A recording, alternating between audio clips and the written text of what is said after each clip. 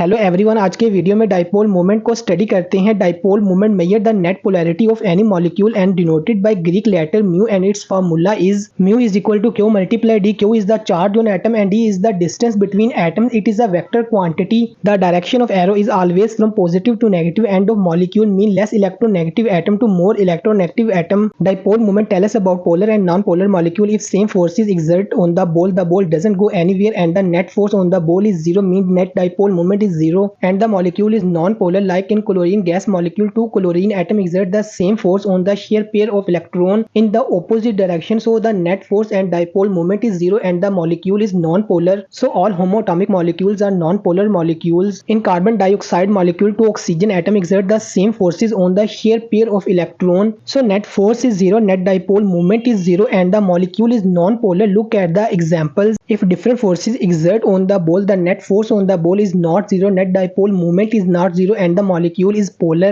Like in hydrogen fluoride, different atom exert different forces on the shear pair of electron. Fluorine is more electronegative, so it attracts the shear pair of electron toward itself by more force, so the net force is not zero, net dipole moment is not zero and the molecule is polar. By this example we can say all heteroatomic molecules are polar molecules. In SO2 molecule, two oxygen atom and one lone pair is present. Two oxygen atom exert the same force but one lone pair exert the maximum force, so the net force is not zero, net dipole moment is not zero and the molecule is polar. In water, two lone pair and in ammonia one lone pair is present, so both are polar molecule. If you like this video, follow this account for more videos.